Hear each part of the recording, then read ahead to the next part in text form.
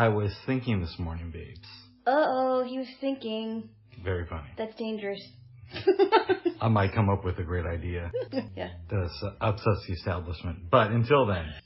Or upsets me. Yes. Okay. Because it's so real. Okay. You're part of the establishment. What? Yeah. I am not. Okay.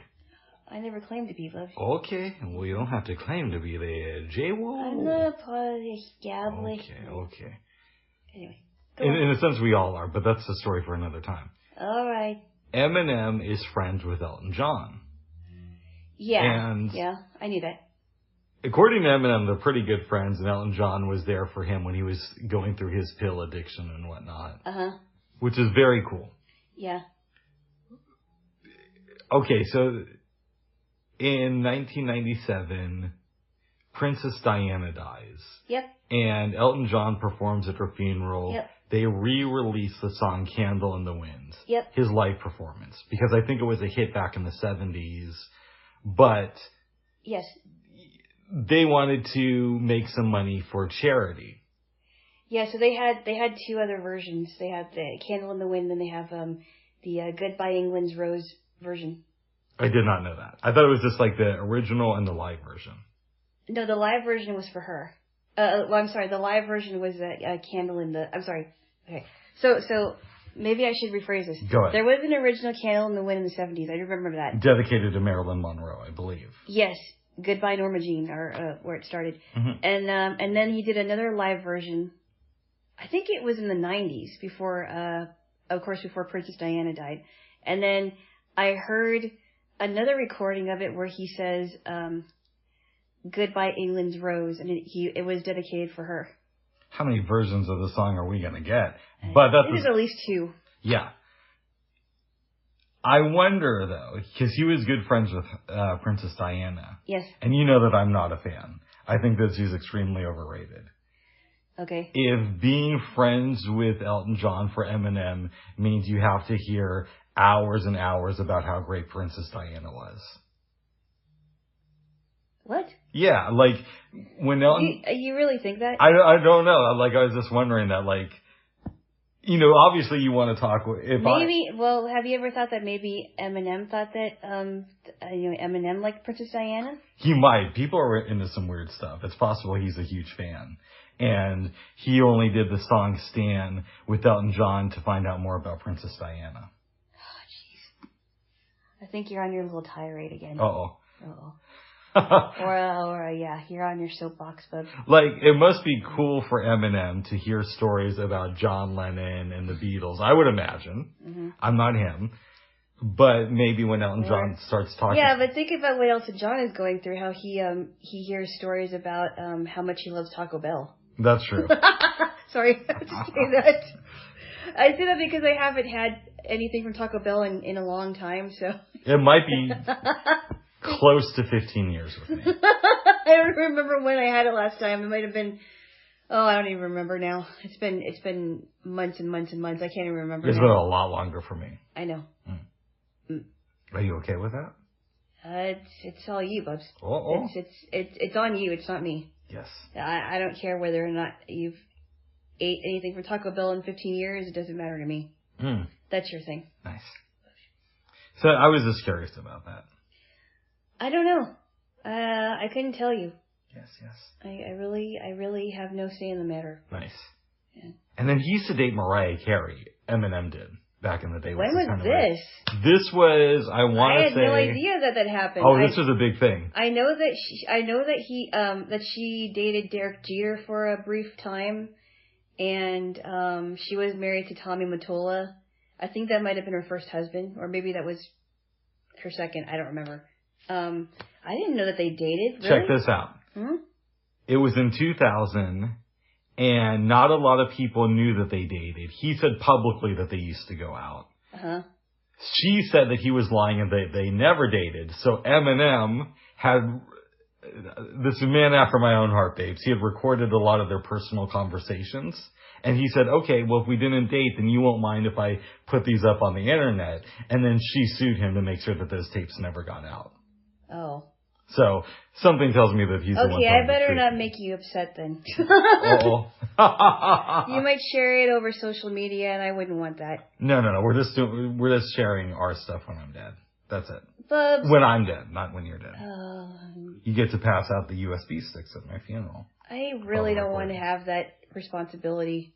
I'm saying that right now. I do not want that responsibility. I think somebody else should have this responsibility. And I really don't want our stuff to be out there. I just, for the record. Oh, it's going to be. Just so that you hear it. I do not want our personal stuff for everybody to hear. Because it's private, Bubs. But I'm going to be dead, babe. Bubs. What? I'm not going to be dead. Okay. Don't you? Well, you should be thankful that you're still alive and you get to go with Jesus after you die. Ah. What? Bubs. I know, you're missing the point. Count your blessings, babe. You're still alive. Bubs, you're missing the point What's here. that? I don't want our personal stuff out for everybody to hear. Until after I'm dead, babe. No.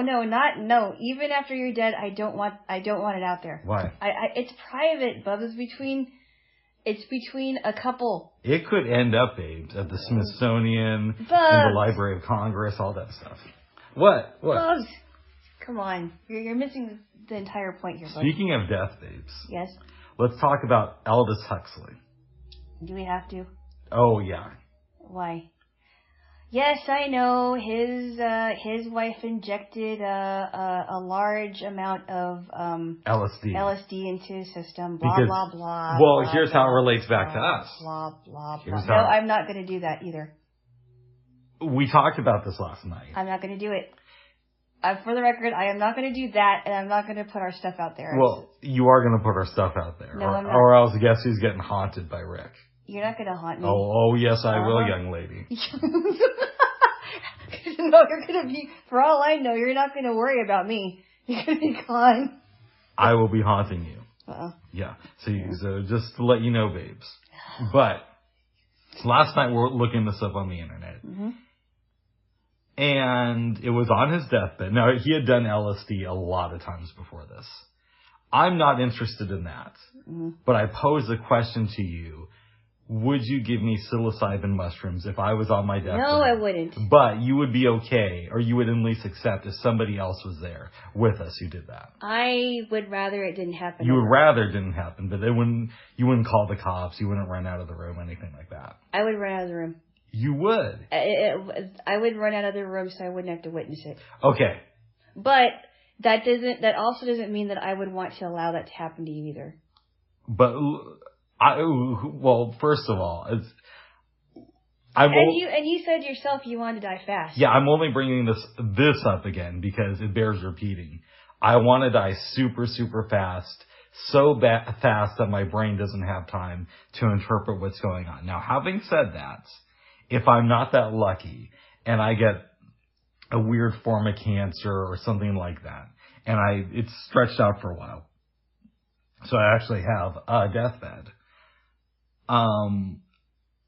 And it's looking pretty clear like it's almost my last day, or it is my last day here on Earth. I think I would want to go out with some psilocybin mushrooms. I think you might as well just get someone to shoot you in the head. That's a lot faster. But you're... No, I'm not for that. Don't get me wrong. I am not for somebody getting their handgun and shooting anybody in the head. But if you really want to go super fast, that's one of the fastest ways to go. I'm saying I want to go super fast, babes, but if for whatever reason something happens and that's not an option, I'm telling you my second choice. No. So, one, we're hoping things pan out and I get my wish. But if they don't and I end up, dying slowly. Or you sleep and never wake up. That's part of it. I could go with that. Okay. Right. Let's say I'm on my deathbed. And I have you and a friend with me. And the friend is willing to do what I want.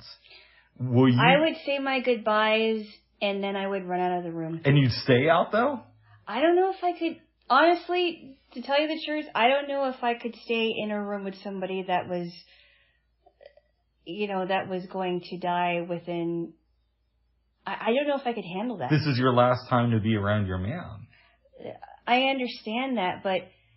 I've said goodbye to people days before they died or months before they died. I don't know if I could be in the same room with somebody while they're just about ready to go. Why? I don't know. I just, I've never been in a room with someone that just died. This will be first for you then. Bubs. What? I would hope that you come back into the room after I do the mushrooms. Maybe I would. I don't know, Bubs. I really, you're talking about stuff that... It's very hypothetical at this point. Yeah. You're talking about stuff that hasn't even happened yet, Bubs. Well, I know that. That's why I'm laying it out. I just don't know. Honestly, to tell you the truth, I don't know what I would do, to tell you the truth. I can't say whether I would stay in the room or not. I can't say, who knows, that might actually happen when I'm not there, when I'm somewhere like in Hawaii or something. I don't know. Oh, I got a question for you. Kind of related to this. Okay. Let's say I get my wish and I die. My wish is death, but let's say I get my wish when it comes to death and I die super fast, right? Mm-hmm. Would you rather that I die super fast and I'm like around you, or I die super fast and you're not knowing what happened to me for a couple of days because I'm not returning your phone calls or anything like that? Oh, they would both be very traumatic. Yeah. I don't know. I can't answer that. So you also... I just don't know. Yeah, you also know, or at least I think you do, that the only reason, outside of breaking up with you, that I wouldn't return your phone calls or write you an email, let's say there was an issue with my phone, is if something happened to me like that. Yes, I knew that. Okay, so like you've already thought to yourself, well, if Rick doesn't answer his phone for 2 weeks, it's not him breaking up with me. He's probably dead, or... He probably had to get another phone. Okay. Or he was somewhere where there was no reception or whatever. Do you have a plan in case that happens to, that's a really good question because I don't know any of your friends' numbers and I don't know your family members' numbers, so that would be a little bit tough. I might have to hook you up with my sister's email. You have to get her permission. Oh, yeah, I should do that. You have to get her permission because I don't think she wants like some random email from me saying, hey, I never heard from Rick. Yeah, it's got to be more than just like a day or two, babes. You got to give it a little bit of time. Yeah, and and I would have to do the same if something happened to me, and you couldn't get a hold of me or something. I would have to think of a way that you could contact my family members. They'll reach out to me. I'm not worried about that. You think so? Yeah, they reach out to me anyway. They're going to reach out to me if they don't hear from you. Yeah, but they don't know. I don't know if anybody has your information. They do. One of them does. Yeah. But but she probably, I don't even know if she even has it still. Oh, she does. And I don't know if my mom does either. I'm not that worried about that because I honestly think your family would reach out to me. Mm-hmm.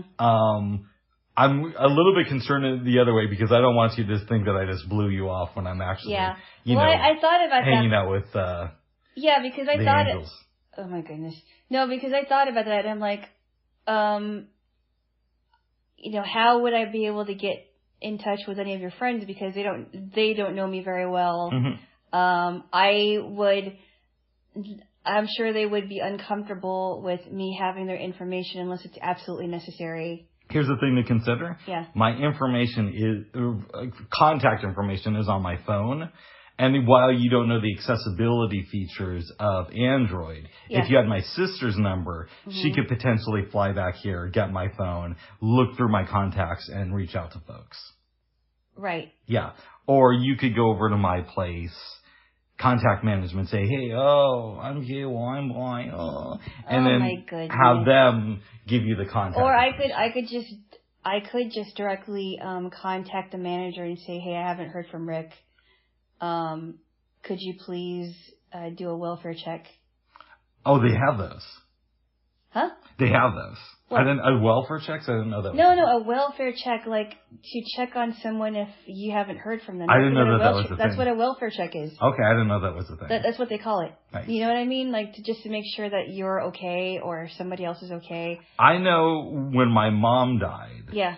Me and we had talked to her within the last couple of weeks, and so it wasn't a big thing, but my mom liked to go out and socialize with people around the building. Mm-hmm. And apparently she hadn't done that for a couple of days. Mm-hmm. And her rent was only past due by a couple of days, but people in the building were a little bit concerned. And so because her rent was late, that was the excuse that they could use to enter her building without her permission. Yeah, her unit. I think what I would do first and foremost, besides, you know, I know that people would be able to get a hold of you. If you didn't hear from me or something, I would give you permission to contact management in the building. Oh, thank you. And say, hey, my girlfriend hasn't called me. Can you please check her apartment? I would do that. Yeah. I think that's important. But you also know that if I don't contact you for a couple of days, you got to be up on your email because maybe something just happened to my phone. Right. I would email you if I couldn't call you, of course. Yeah. That would be the first thing for me to do is to email you and say, hey, I haven't heard from you. What's going on? Nice. Oh, another question I have for you, babes, kind of related to this. What's that? Let's say something happens to me and I'm in the hospital and they want to know whether to keep me on life support or not. Are you going to say pull the plug? Well, that all depends on what you want to do. I want the plug pulled. Okay. Yes, I would. Would, for sure you're not going to waver. No, because I would want the same thing for me. Okay. I would say, okay, well, he told me personally that he wouldn't want to suffer like that. So, but if there was a chance that your life could be saved, then you wouldn't be a vegetable. No, they're going to tell you that, babes, because really? they want to get that money. There's no chance.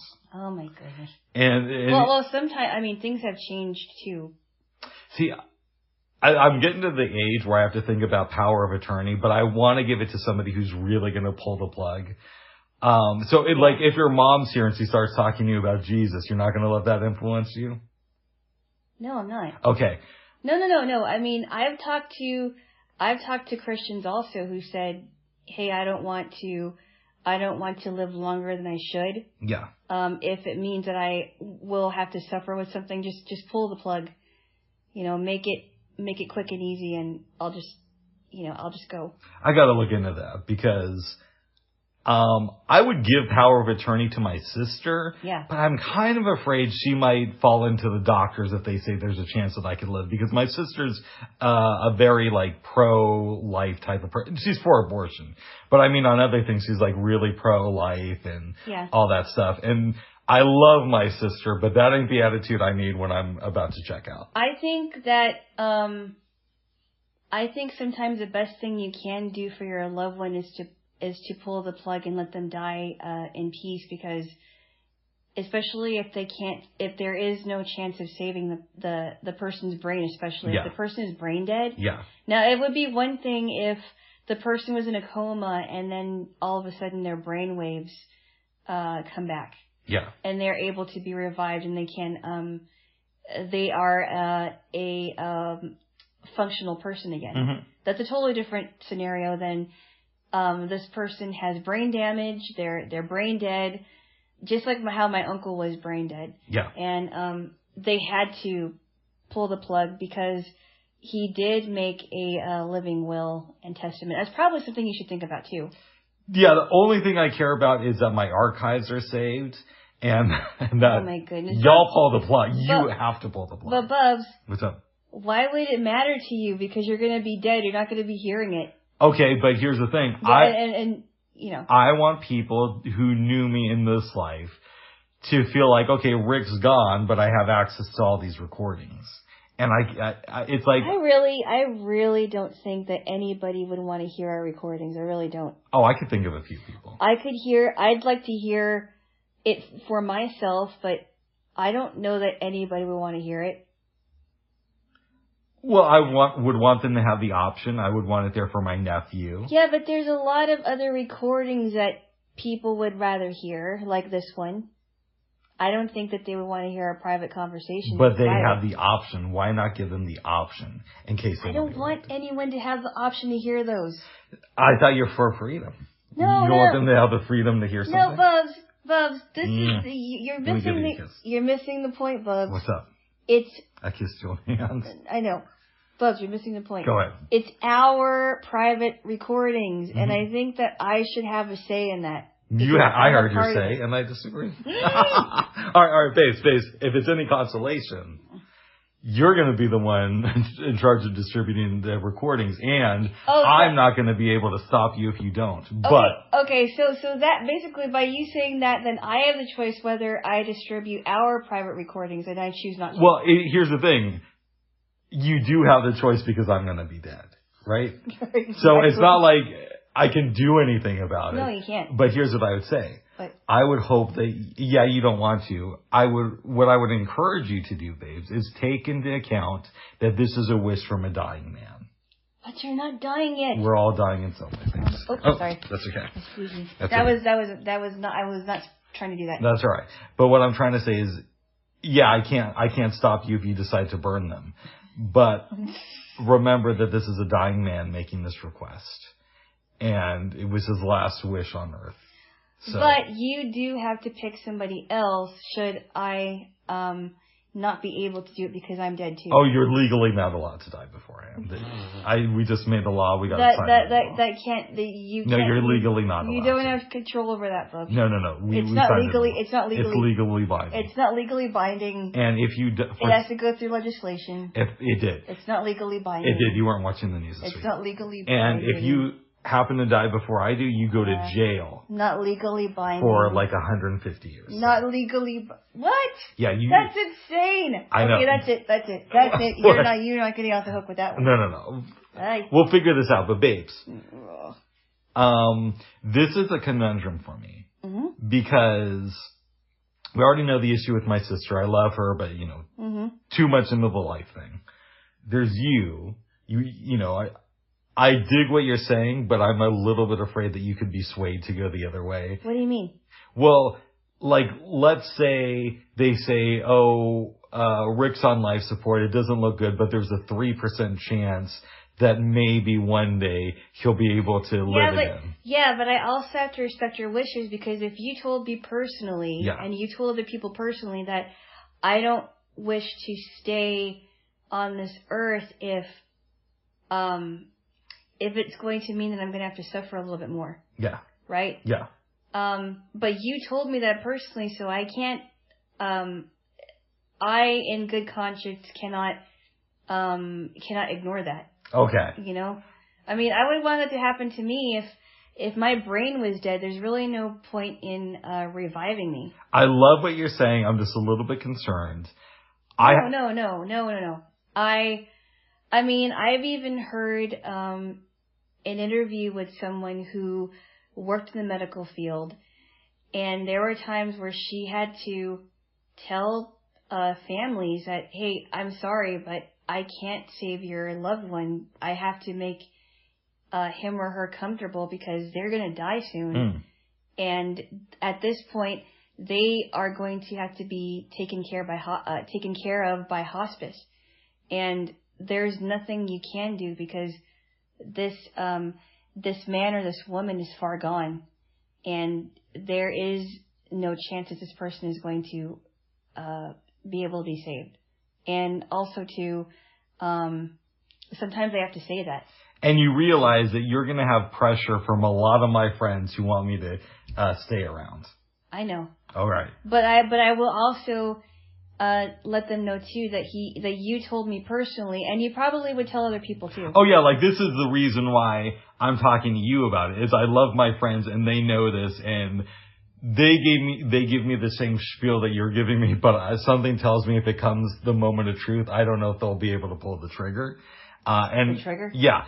Or pull the plug, rather. Yeah. And I want to give this power to somebody who, without question, is just going to pull the plug on me. Right. Yep. Yeah. So. But I have to keep in mind that if the person says it, especially if it's verbal or and also in writing, then it's good to it's good to grant that request. Thank you. If the person really wants that. That's why my before my uncle died, because he knew that he was going to he wasn't sure what was going to happen when he went to Kuwait. Mm-hmm. And I think that's how it worked, where he made a living will and testament, so if something did happen to him, then they knew what they were going to do. They honored, my aunt honored his wishes. Nice. Also, the other thing I think about is, what if we have like a big fight? Like we're breaking up and you're pissed, but the community doesn't know it yet, and something happens to me, and you're like, you know what? I was going to let him go, but now that I know that he can suffer for a long time, let's keep him on this thing. I don't think that would be a good idea, Bubs. I would have to deal with my own grief. Okay. But because you told me it's not what you wanted, I still would have to let you go. Nice. I still think that I would have to let you go, because I don't want you to suffer like that, even if we did have a big fight. Okay, good. It would have to be like a really big fight about something huge. Yeah. Well, you've given me a lot to consider today, babes. Yeah. Yes, because I don't want to be around like that. No, I wouldn't want to be around like that either. And also, if I am awake but on my deathbed, I do want mushrooms. Oh, my goodness. Just so you know, Dejo. You can leave the room and then come back, but, I do want some. If that's the situation. What about some mushroom soup? Well, okay, maybe some of that too. Or okay, here's a question for you. What's Buzz. up? I'm not talking about, psilocybin or anything. Go ahead. But if you had a choice, like, what would your last meal be? Would it be like a juicy steak? Would it be That's a really good question. And I haven't spent a lot of time thinking about that. I haven't either. But partially the reason to keep it real with you is because it goes back to that thing. I don't want to know when I'm about to die. I just want it to happen, and then I'm lights out. Yeah. So I probably just want it to be something I'd already eat on the regular, just because I don't want to make a big deal out of it. So, like, one of the things I'm really glad about with my mom's death is because I didn't know that she was dying, our last conversation was just like a regular conversation. It was like 20 minutes, I think. I couldn't even really tell you what we talked about. And I got off of the phone with her because I had other stuff to do. And had I known that was going to be our last conversation, it would have been a lot more dramatic and it would have been a lot longer. And probably emotional. Yeah.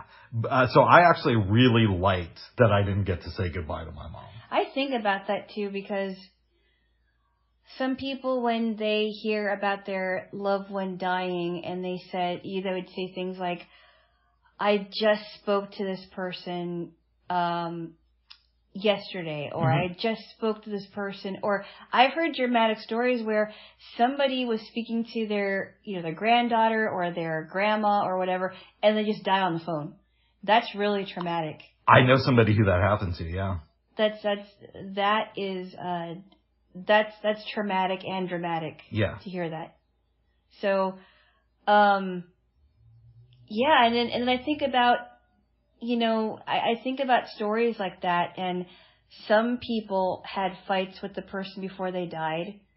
Remember, so in the Columbine shooting, one of the girls that was shot was Rachel Scott. Yeah.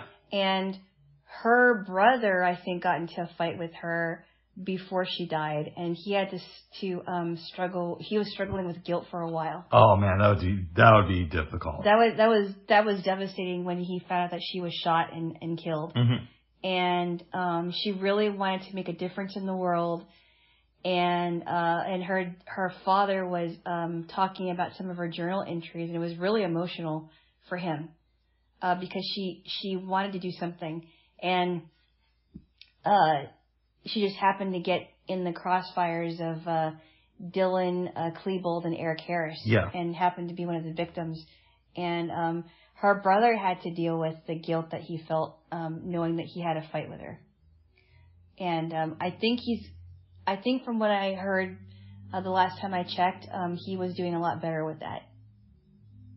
So I think to myself, like, when I hear people say, I just talked to this person. Yeah.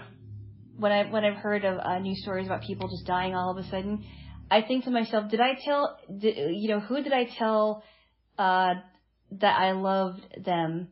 Whether it's my mom, my sisters, my relatives, if I told you that I love you, or, anybody that I'm super close to. And did I express to them how much I love and appreciate them? Because you never know.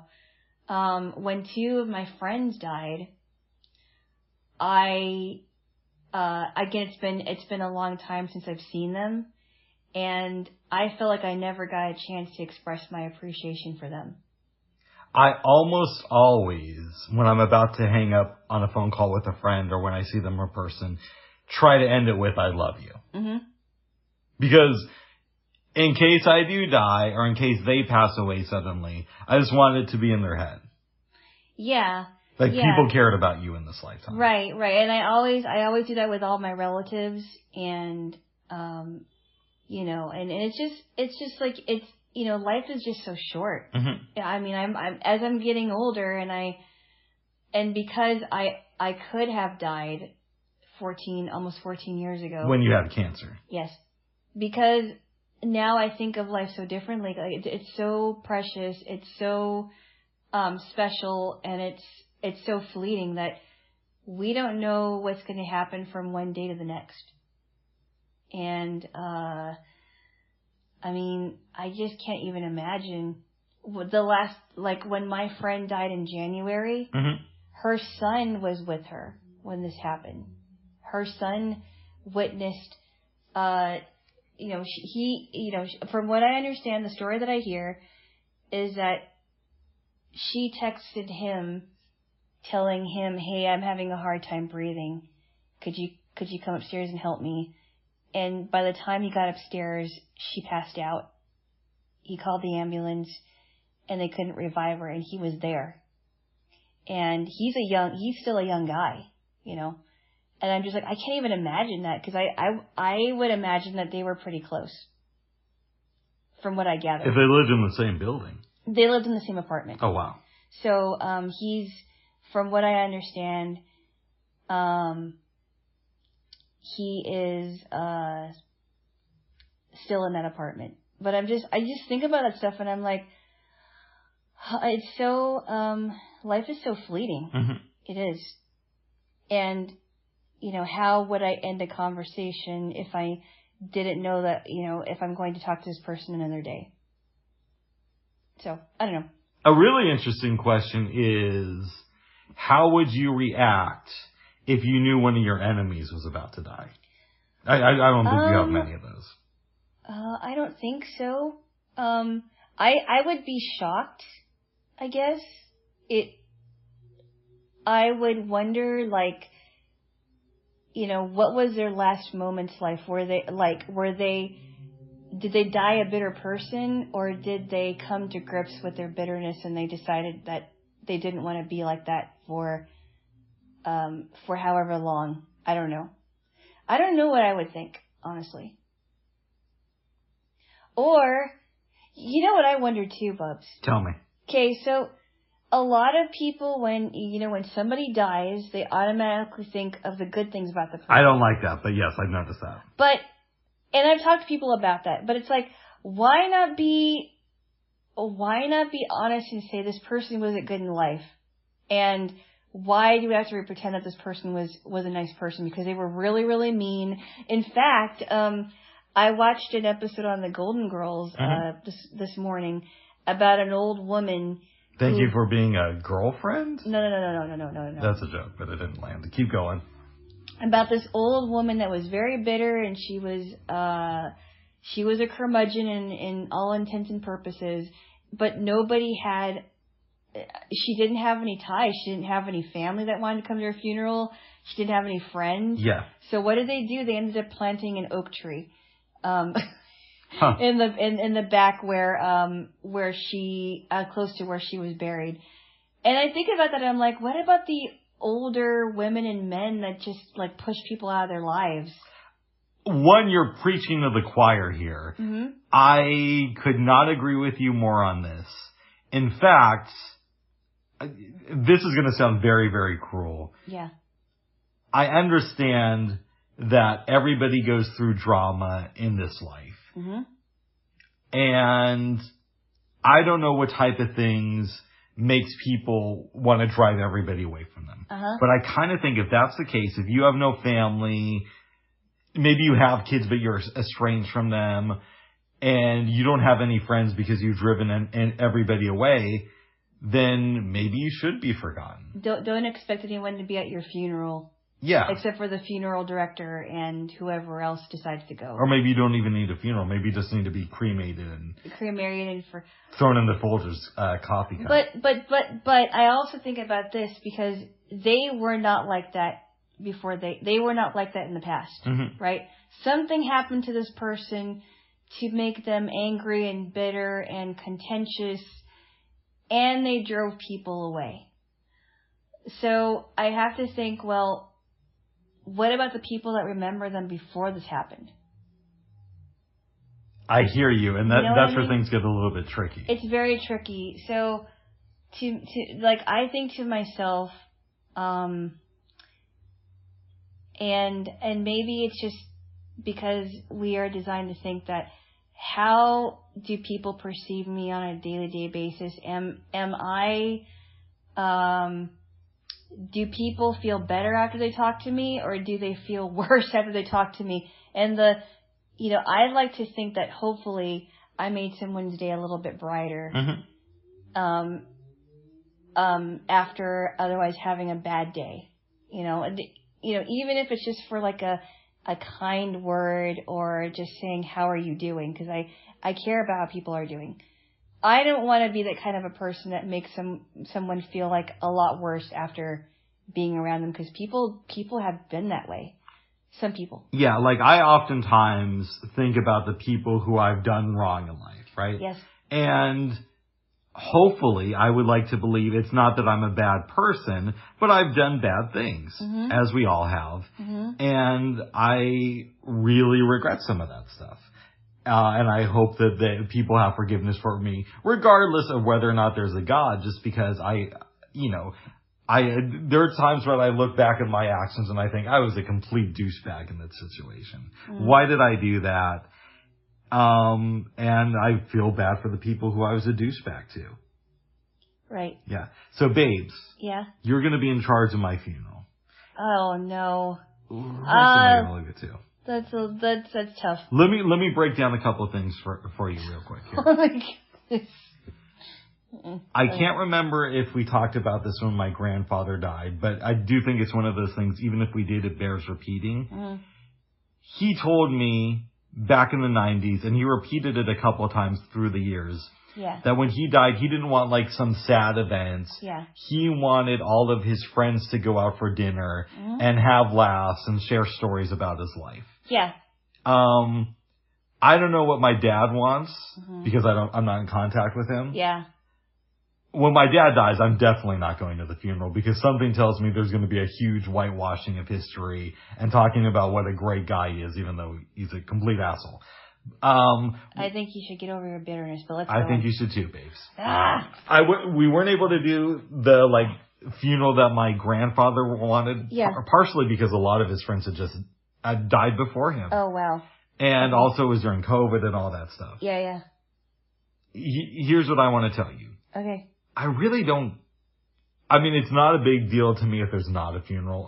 Obviously, because I'm not going to be around. Yeah. But if you are going to do like a funeral or celebration of my life, I don't want it to just be like everybody's crying all the time. Yeah. There can be a little. There will be tears. Yeah, you can have some of that. You can't control that. But there should also be a fair amount of laughs too. Right. I wouldn't want to, because you know how I am. Like if I could come back from the afterlife, I would probably make fun of whatever disease or whatever it was that ended up killing me.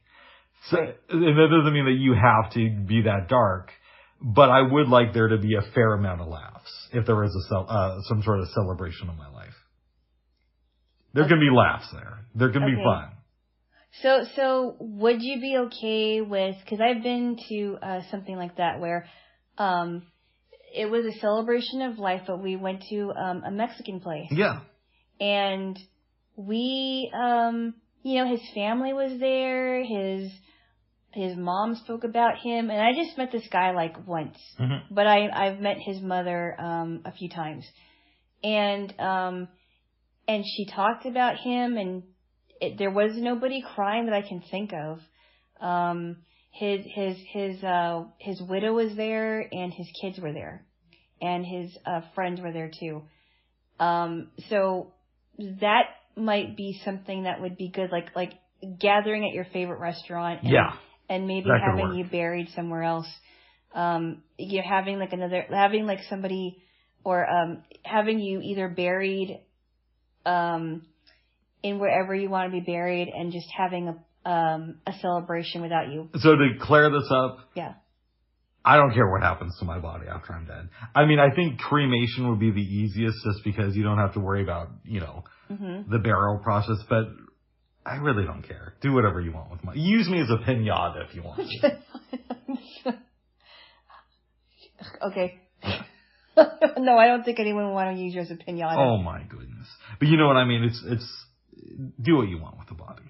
Yeah, you could have me stuffed, and I could just I could be you can be a Rick bear. Yeah, I'll just stuffed Rick. Be in your bed as usual, just stuffed, and you can cuddle up to me at night. It's a little bit weird, Bubs. That's not weird for me. I won't know what's going on. I'll be dead. I know, but I don't think I want a stuffed body in my house. Even if it's mine? Bubs, I have to let you go sometime. Okay. Yeah, what if some fingers start falling off or something? Ew! Oh. Yes. Have you ever seen that movie, My Boyfriend's Back? It's not that great, but I remember when it came out, seeing the previews, and I was maybe 8 or 9 at the time. No, it came out in the mid-90s. Yeah, I was younger than you were. I know, but you weren't 8 or 9. It came out in the mid-90s. It came out in 95, I think. No, it came out earlier than that. No, it didn't. Yes, it did. Really? Ask Miss A. Alexa, when did the movie My Boyfriend's Back come out?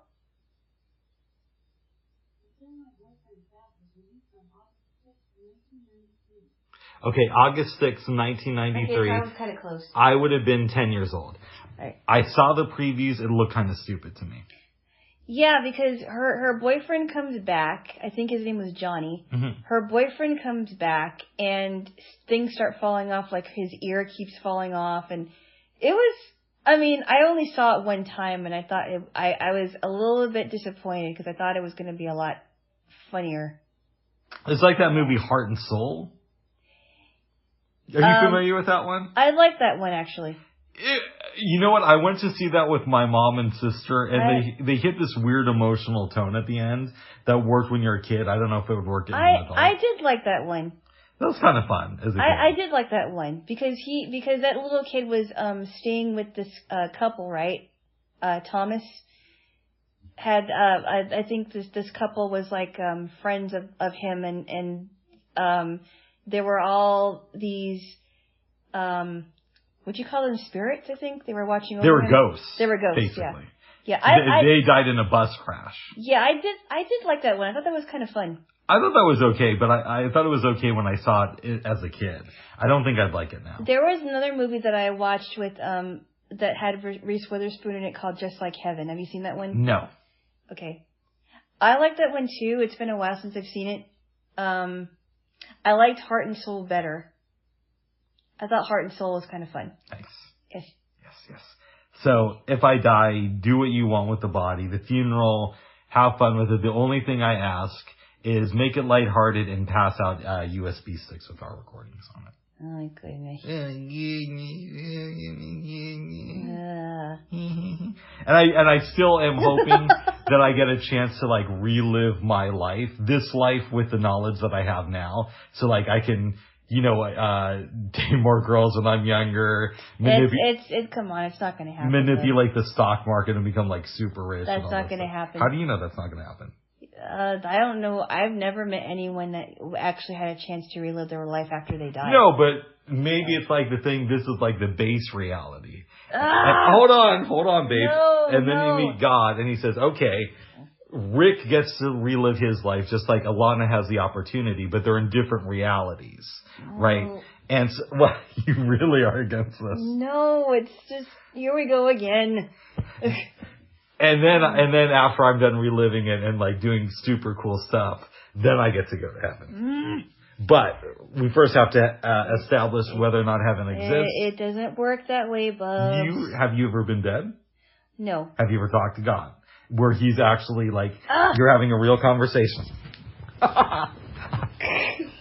Enough already. Bubs, I haven't done any of your stuff, but I can tell you for sure. Yeah, Bubs. I think if we had if we had that option to relive our life, then everybody would be able to do that. But I hear what you're saying, babes. Mm-hmm. But you're assuming that because of that, you would have already met people who are reliving their life. And what I'm saying is this could be the base reality. And then we get planted in another reality where each one of us haven't relived our life. So, for example, if I get... Do you want me to give you the example? No. I thought about this later. I thought about this. Okay. But eventually I do want to go to heaven. I just don't want to keep being Rick for like the end of eternity. But it's kind of like Groundhog's Day. Think of it like this. It's kind of like we all get our own Groundhog's Day. Except it's a lot longer than a day. No, I don't want a Groundhog Day. I actually want to leave when it's time for me to leave. I don't want another day where I wake up at 6 o'clock every morning. No, but it's like that idea. And then I get shot. No. I get shot at the end of the day again. You're mishearing me. It's like being stuck in a time loop. I don't want to be stuck in a time loop. Okay. No, I don't want to be stuck in a time loop. Until you figure things out. No, I don't. Did I tell you, babes? That are we going to keep on going? We're not going to keep going with this because I'm telling you what I want to happen. Okay. I'm not. By the way, this is the difference between me and you. This is what I want to happen. It's not what I believe is going to happen. Okay. Yeah, I don't know what to believe is going to happen, but let me tell you about my friends. Okay. So I know this lady who went to Naropa. Yeah. Out in Boulder, Colorado. Yeah. And Naropa is very, like, rich. My friend isn't rich, but you know what I mean. For the most part, super rich people. Yeah. And Buddhist influence and all that stuff. And she said that for one of her classes on Buddhism, they watched the movie Groundhog Day. Uh-huh. And I got to ask her about the context of that. Right. Or maybe I should just do a research on Groundhog Day in Buddhism. Such a fun movie. Yeah, and Buddhism, there's a lot of talk of reincarnation and, you know, all that good stuff. Yeah. Yes. I know. You know. I know. Bob, that's not the real stuff there. Oh. I love you, babes. We can move off of death if you want. Thank you. It was a very morbid conversation. It was one that's worth having, and I hope you learned some stuff. Yeah, I think I did. Well, I hope you did, babes. Yeah. I did something when you were in the shower that is going to shock you. Uh-oh. I think in a good way. Really? And I'm a little bit nervous about it. Okay. Okay. I go on the Walmart app. Yep. And I have groceries I'm ready to check out with them. Yep. See the times. And I almost go for Monday morning at 8. But then I start thinking to myself, even though I'm going to be up then, I'm going to be anticipating these groceries. Yeah. Why don't I make it for Sunday afternoon at 4? Oh, wow. Yeah. Between 3 and 4. I'm very shocked, actually. Are you okay with this? Why would I not be? It's your groceries. You think this was a good choice of mine, or should I reschedule? Bubs, I don't care. Really? No, Bubs, I have no control over... I have no control over when you get your groceries. It's really not my business. I know, but how do you feel about this? Do you think I made the right choice? Because you're always like making fun of me for getting my groceries early. Yeah, I think it's insane. I think if it were up to you, you'd get your groceries at like 6 o'clock in the morning. Actually. I would. Or 5 o'clock in the morning. 6. Well, I mean, I don't care. I mean, it's your groceries. That's your decision. I expected to hear more from you about this. Why? Just because I know how Jaylo is, and I think it's I think it's shocking that you would pick an afternoon time, but it really doesn't matter to me. Yeah, I've been nervous about this since I did it. I'm thinking maybe I should change it, but I don't know. But maybe it's a good thing. Maybe it's a good thing. It just shows that you want a variety of times. Not really. I'm going to try this out once. I am thinking about changing it. I don't know, babes. Maybe I should change it. No, it's up to you, Bob. It's really not. If you were in my shoes, what would you do? Well, I like getting my groceries in the afternoon. Preferably early afternoon, like around lunchtime. Yeah, but then I might still be over here, or I might be on the way over. That's why I chose between 3 and 4. Okay. How do you feel about that? I don't know, Bubs. It really is up to you. I don't have an opinion about it one way or the other. Well, good. Yeah, but I am shocked that you did have an afternoon time. I know. I'm a little bit nervous about this now. Well, I mean, honestly, if you really feel that nervous, then maybe you should change it. Maybe I should. We'll see. We'll see. Okay. Moving on, babes. But you still have time to change it until tomorrow morning. I think until like 10 tomorrow morning. Okay. Yeah. Well, I mean, think it over. Okay. If you really don't feel comfortable getting them that late in the afternoon, then you should definitely change it. Nice. That's what I think. Oh, good. Mm-hmm. Jaylo? Yes? We did some reading yesterday. Yes, we did. I finished a book. You are almost done with The Case for Christ? Yeah, I think I'm either on chapter 13. I have to go back into it because there's some parts where I kind of listened to it and I sort of glossed over. But that's okay. I can go back into it. But he's getting to the part where he's investigating the resurrection and how that could be explained scientifically. It's really fascinating, actually, and how the Romans, what the process of crucifixion, the process of crucifixions were by Roman standards, and it's pretty brutal. Yes. It's really, really brutal. So, anyway, yeah. And then we're gonna move on to One Day. What? Yes. Yeah, Bob. Oh, yeah. Yes, I have to download it. Yeah, that doesn't take too long. You can do that straight from your iPad. I know. Yes. I know. That's right. I noticed that you move your arms and legs a lot during the podcast.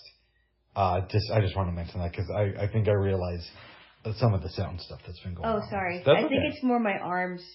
And I don't mean to do that. Yeah, it does create this weird sound noise that I've been hearing. But then you kind of move also. I do too. Yeah. So yeah. I think it's a combination of the both of us moving. Mm-hmm. It's not just me, but yeah, I know, babes.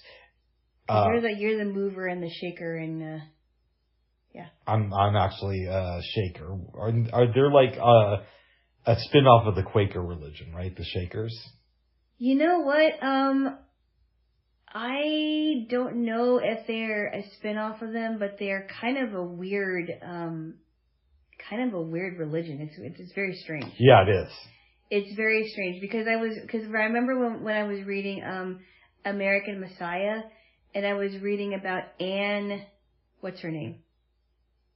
Anne something. She was I forgot what her last name was. Was it Putnam? Something like that. And she was a part of the Shaker movement, and it was very strange to me. The other one that was really weird was, I think the lady's name was Jemima Wilkinson, and she went by the friend of something. Yeah. That was really strange. That was one where she claimed to channel a spirit, right? And she dressed up as a man. Yeah. That was weird. And then there was also Father Divine. That was really odd too. Mm-hmm. That was insane. Yeah, there was some weird stuff going on. There always is with religion. But when it comes to a man or a woman creating something like that, it's very strange. I would make the argument that men and women have created every religion. But that's just me. Not everything, but. You don't think that that's the case? No, not everything. Oh, I think it is, but I love you, babes. Oh my goodness. Oh my goodness. Yeah. Whoa. Mm-hmm. I finished the book on Buster Keaton this morning. It's called Cameraman. And it was pretty good. There's a couple things in there. It's really easy for authors to do this wrong when they're not it's not a straight up biography, but it's also telling about the times that this person lived. Mm-hmm. But the woman who wrote this book did a really interesting job of it. I learned some stuff that I didn't know. So, for example, Buster Keaton had to make like all these bad movies after the silent era because he signed up with MGM. And from what I understand is that he felt that he didn't really have a choice because he went out to meet with executives from Paramount. Yeah. They weren't really that interested in his work. Yeah. And he got drunk in the meeting when he met with executives from MGM. Uh-huh. His movies there... He got drunk in the meeting. Before the meeting. Oh, before the meeting, okay. The movies he made with MGM apparently all made money, but he was very unhappy with the work. They wouldn't let him direct because they had the idea that they were the star factory. So if you were an actor, that's all you could really do. Yeah. But he had directed a lot of his films prior to that. But something I found interesting was apparently Charlie Chaplin did such a well job with his finances that's why you didn't see a lot of film output from him from like the 30s onward. Oh, wow. And that's why he was able to continue making silent films into the 50s. Ah. Well, he did one silent film in the 50s that Buster Keaton had a small part in called Limelight. Mm-hmm. And he only directed 2 other movies past him, but he made a lot of money, Charlie Chaplin. Wow. I want to read more about him. I saw the movie that they made on him, and I thought it was kind of like, yeah. So there's a song called Smile. Go ahead. And I heard that he sang it, but I don't know if he was the originator of the song or if somebody else wrote it. Yeah. Smile when your heart is breaking.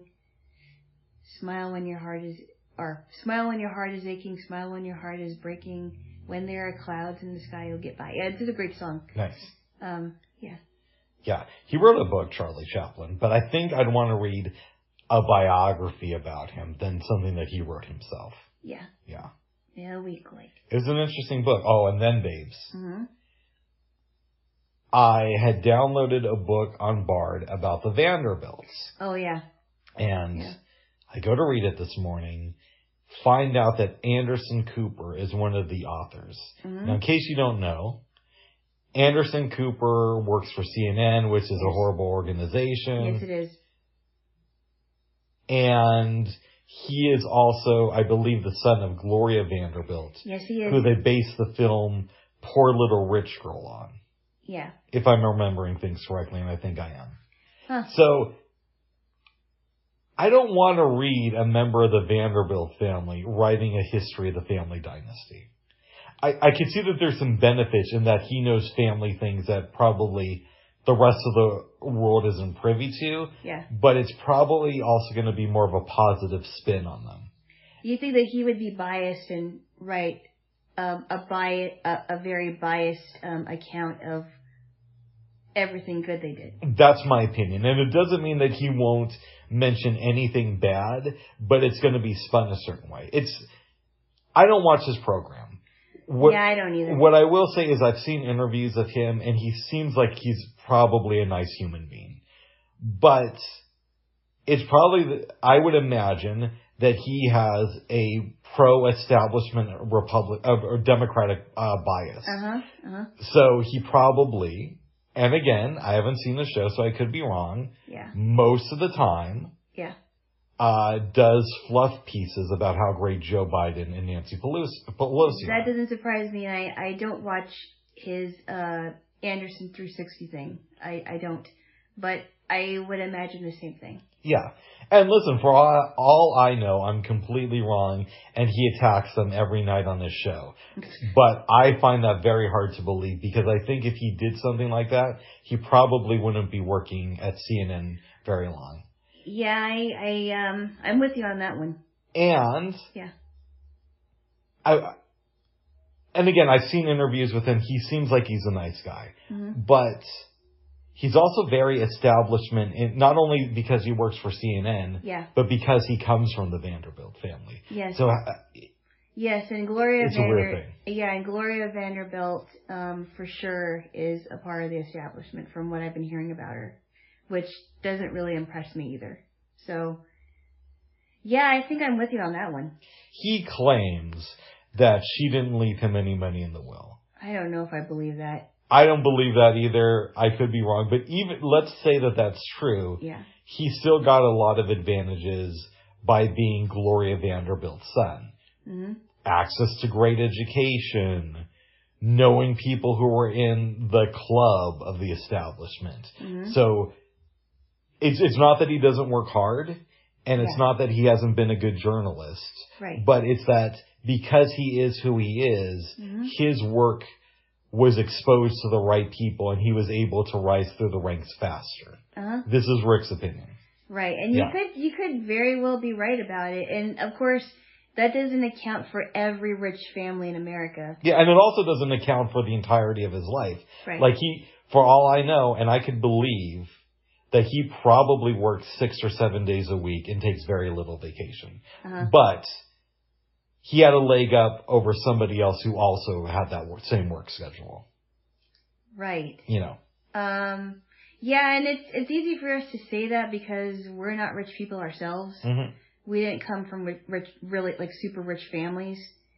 You know, we had very different backgrounds, but it's easy for us to say that, but you could be very well right about that. Yeah. So I understand why you wouldn't want to read it. Yes. What do you think it is about the trend now of rich people trying to say that their parents didn't leave them an inheritance? I don't know if it's a trend,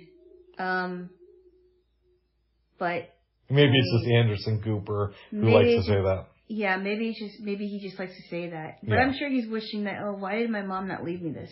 Oh, yeah, I'm sure. Like, he plays it cool in interviews of like, no, I wanted her to donate to charity. You know, we're very privileged and poor people should have something too. But I would imagine that he would want her to leave, something to him. Yeah. Yeah. But, I mean, I don't know. That's a good question. Maybe he's just saying that for the cameras. I don't know. I can only speculate that maybe deep down inside he's like, why didn't my mother not leave me anything? Yeah. You know? I mean, come on. I mean, if I would have known that, I would have stopped talking to her years ago. Okay. Yeah. Yeah. Yeah. What else? White House, babes. White House. I'm the one who said that. White House. Okay, babes. Okay. But now I got to find a new book to read before one day. Okay. Yes. Are we going to watch The Wire today or do another reading hour? I think we should watch The Wire unless you want to do a reading hour. I'm close to being done, I think. You want to do another reading hour then or what? Yes. Okay. And then next weekend, are we going to get back to The Wire? Yes, we are. All right. Next weekend, we're going to get back. Yes, we are. All right, good. So, if you're okay with it, I'm okay with it. I have to go back and look through some stuff that I kind of missed. But when we go back to The Wire, is it going to be like, Bob, who's this? Bob, who's that? Bob, what's going on? No. Okay. No. All right. Because there's a lot in it, and it's one of those things where I do have to pay attention, and And you feel like you've been doing that? Yes, I have. But again, there are other characters that are going to be introduced where I'm going to be like... Yeah. No. That I completely understand that aspect of it. Yeah. And I'm so glad that I get to expose you to great television. Okay. Speaking of which... Yes? I don't know if this is great TV, but I don't think I mentioned it here. HBO is doing a television version of The Time Traveler's Wife, which is... I know you haven't read the book, but the book's... No. I don't like a lot of fiction, but the book is pretty legit. A friend of mine schooled me on it maybe 10 plus years ago and said, Rick, you have to read this book. And I dug it. And I have to reach out to my friend sometime and just say, hey, bro, just so you know, there's a new series based on the book. Oh, wow. Yeah. Huh. Yeah.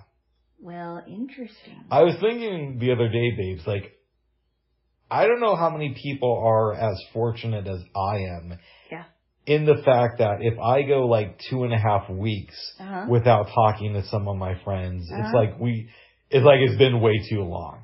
Yeah. And I feel like most adults don't necessarily have that same setup in their friendships. Yeah, sometimes they don't. I mean, I don't have a lot of friends here in Portland, so I really can't... can't really relate. I mean, I hope that that this year I will make more friends in Portland. And And so it's hard for me to say, but yeah, I think some people, I mean, unless they actually live close to their friends or what, right? Mm-hmm. Unless they actually make time to see them on a regular basis, if they're able to, they don't have the same setup as you do. So it's different for everybody. Yeah. You know, you can't really say that, oh, they're not close to their friends because they don't talk to them every week. So it's hard to say. Oh. It's hard to say, I think. Good. Yeah. Good. Not everybody's like Wick. Oh my goodness, they should be okay. Oh my goodness. Yes. A friend was telling me once, Yeah. Dave, this is the same friend who watched Groundhog Day in one of her Buddhism classes. We were talking around that time. I think I know who that is. You do. Or you know, at least know of her. You know of her. You've never met her. Never talked to her either. No. Great lady. Yeah. But I was talking on the phone with her and saying, oh, I don't know what I'm doing with my life. You know, I'll never be like Steve Jobs. Because this was before his cancer came back and everything. Yeah. I'll never be as successful as Steve Jobs. And she's like, okay, yeah, Rick, you couldn't be Steve Jobs. But Steve Jobs couldn't be you. Like, yeah, if you woke up tomorrow and you were in Steve Jobs' body, you would have difficulty with it. But that doesn't mean if he woke up in your body, it would be like super easy for him either. Right. You know, she was basically trying to say like everybody has their own thing. Yeah. And just because you're not Steve Jobs doesn't mean you don't have value for people. And you know what? I learned that pretty early on in college because thank goodness my music program was not a competitive music program, because I found myself comparing myself to someone who's a better flutist than I am, right? Yeah. Whether it's my teacher, whether it's, I had a tutor that was, actually, I honestly think she was far advanced than I was. Oh. And she was younger than me. And I thought, why can't I, and I'm thinking, wait a minute, hold on a second, because one of my professors was, always told me and each one of his students that you really shouldn't compare yourself to anybody, because it's going to make you feel like you're inferior. And, I learned that pretty quickly, because it's true, right? You may not be on the same journey as Steve Jobs was. Yeah. Right? But the minute we compare ourselves to someone that we want to be like, it's going to make ourselves feel like we're not capable of being successful that way, right? Yeah. We're also, and it also could be like body image, right? Mm-hmm. I could be comparing myself to someone who's a lot prettier than me. I can't do that because I can't see them. If I was a sighted person and I was a lot more overweight than I am now, and I didn't have the skin color I have, or I didn't have the hair color I had, and I didn't look the way that I do now, I probably would compare myself to a skinny person who has a different shape or what have you, right? Yeah. So it could happen with that. Even men, too. They'll compare themselves to guys that are a lot more muscular. Absolutely. Or men will compare themselves to other men who's got the wife and the kids and the beautiful house. But meanwhile, it's like the dude with the wife and kids may be like, oh, I want to be single again. I wish I was that dude. And like something I thought about is like Steve Jobs, when he was dying from pancreatic cancer, might have looked at somebody like Rick and been like, oh, I want to be that guy. He doesn't have pancreatic cancer. Right. Or even before then, right? Let's say when I was around the time I was talking about this with my friend, he might have looked at me and said, you have real friends in your life? Yeah. I mean, I have people who associate with me, but I don't really consider them friends. I would kill for that. Yeah. Yeah, so I mean, it could be for anything, really. Mm-hmm. I could look at a woman and say, oh my goodness, I wish I was established like she is. Yeah. Because right now I feel like I'm still in limbo.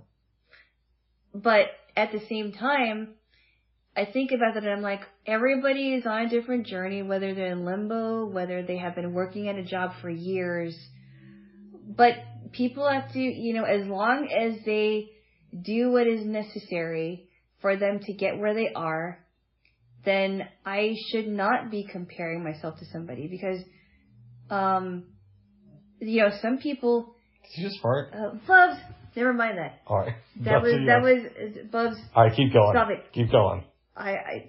Could you please edit that one out? Well, so you keep going, bitch. Back to everybody's in limbo.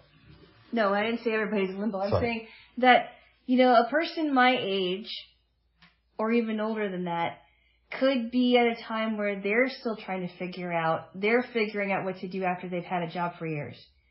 Or they could be at my age or older and think to themselves, what am I going to, they're in limbo and trying to think of maybe a career change or what have you. So everybody's journey is different. It's really not a good idea to compare themselves to anybody because it doesn't really doesn't help to do that. Yeah, it's like the saying in Buddhism. Somebody asked a Buddhist monk, there are two guys both, climbing up a wall, and one's 3/4 of the way up, and one's like just starting the journey. Which one is doing better? And the Buddhist monk says, the one who's still moving forward. Right? It's like that, like just as long as you do what you're supposed to do, or you do what you think is right at least, then you're moving forward, and just do that. Just move forward and don't worry about Steve Jobs or don't worry about what else is going on around you as far as what people are doing. Yeah, or worry about it, but also realize that you got to keep that stuff in check, because I don't know if you could ever really just not worry about it completely, but try to have some balance in your life. I think it's good to think about how people got to where they are, but not to be so hard on yourself if you're not there. Mm-hmm. Because sometimes I struggle with that too. I struggle with thinking about, the other blind people are more established than me, but it could just be that they were just established for, established one time, and then they decided that they didn't want to do that anymore, or they decided that they wanted to be a slacker for the rest of their life. Well, or it could be that they have the type of mind that is better at a business than you are, but that doesn't mean that they're better at everything. Mm-hmm.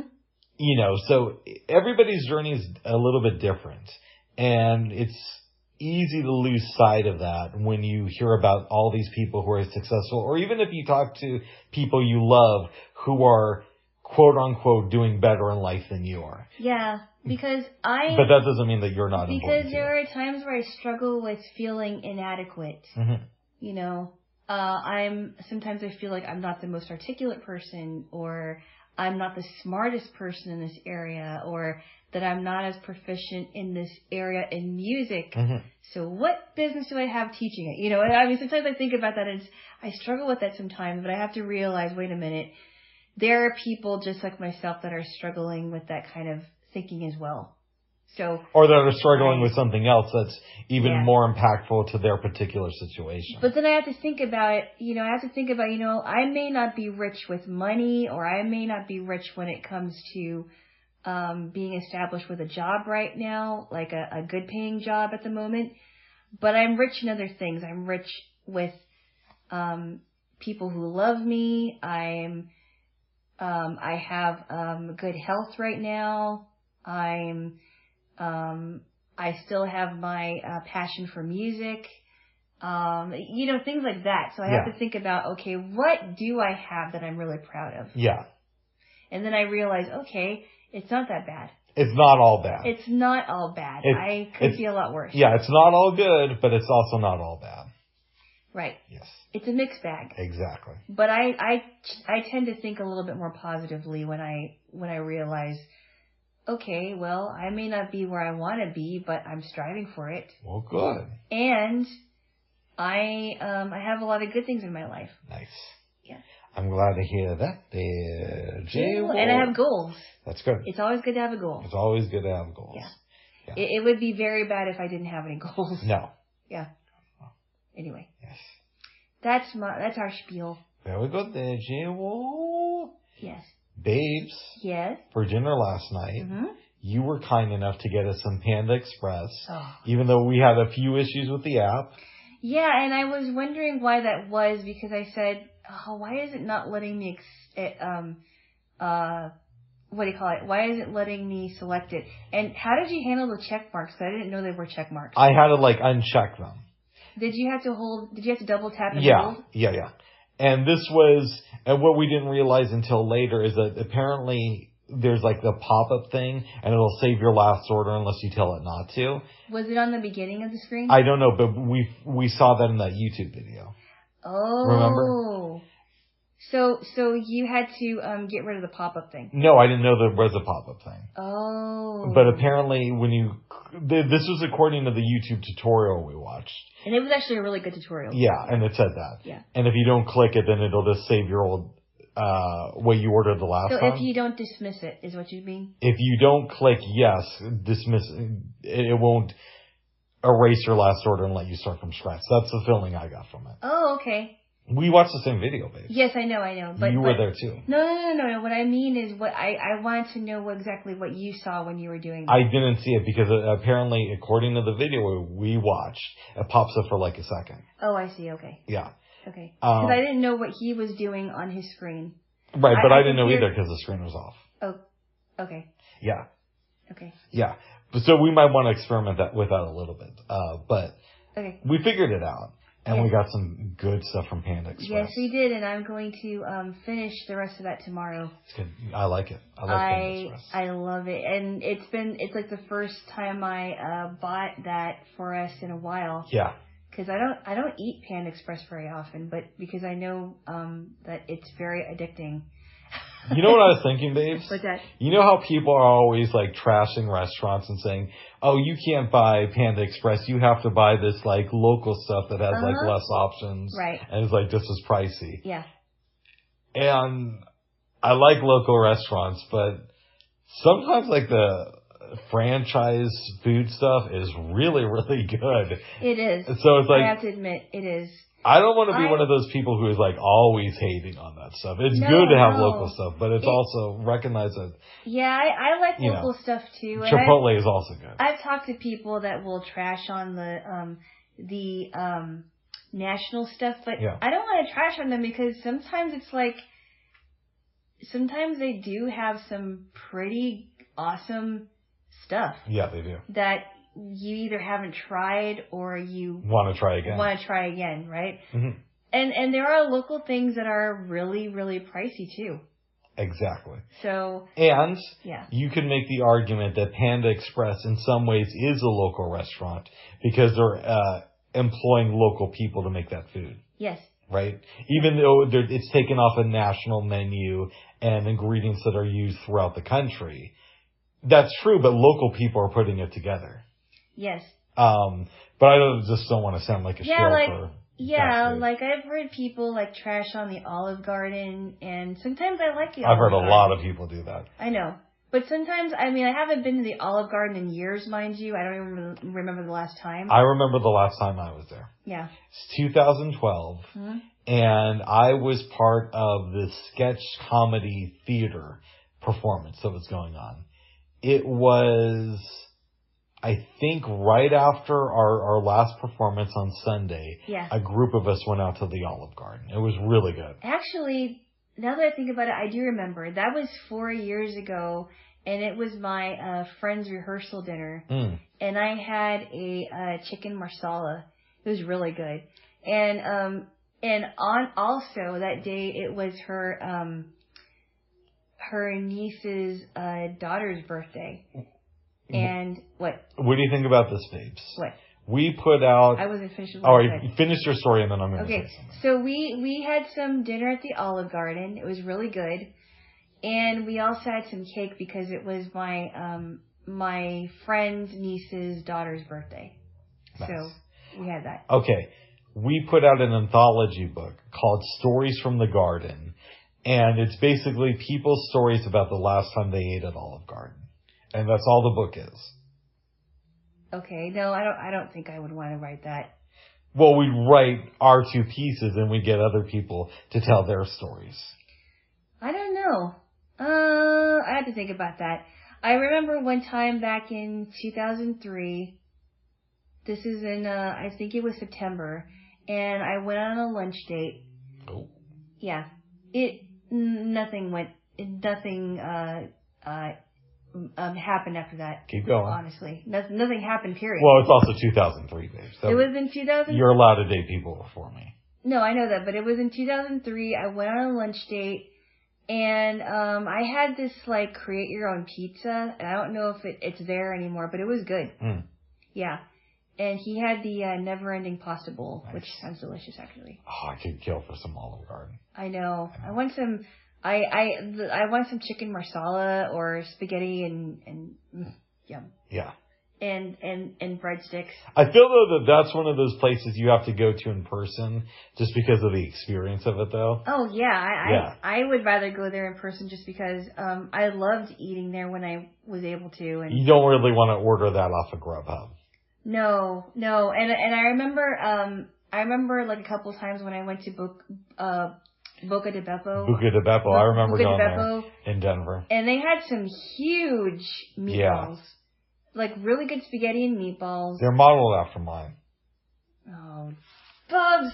Sorry, I had to lighten it up. Really? Keep going. Yeah, keep going. But one year, I think this might have been in 2012, I was visiting Washington after coming back home for Christmas break.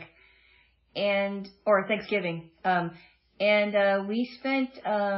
We had a Thanksgiving meal at Buca de Beppo. It was really good. Do they still have Qdoba? I saw Qdoba on Grubhub.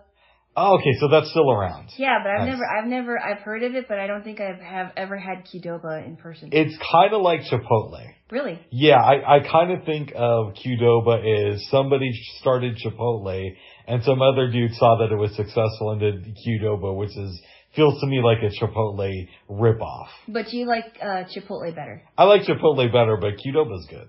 Yeah. Yeah. Yeah, I've never had anything from Qdoba, but I think I saw that. Nice. On the Grubhub list. Well, good. Yeah. Yeah. Oh, why? Babes. Yes? We watched a couple of films last night. Oh, did we ever? Yes. You had never seen Freaks, which I watched for the first time during the pandemic. Yes. Yes. I will give a short and sweet overview. Very sweet and short. And short. One of us. What's that they say? Gooble gobble, gooble gobble. We accept her. Yes. One of us. I'm going to get to that. Go on. The gooble gobble. I think that's the funniest part. Thank you. When they said gooble gobble, they were pouring drinks, right? Yeah, that's what it looked like. Because it was a wedding night. Okay, so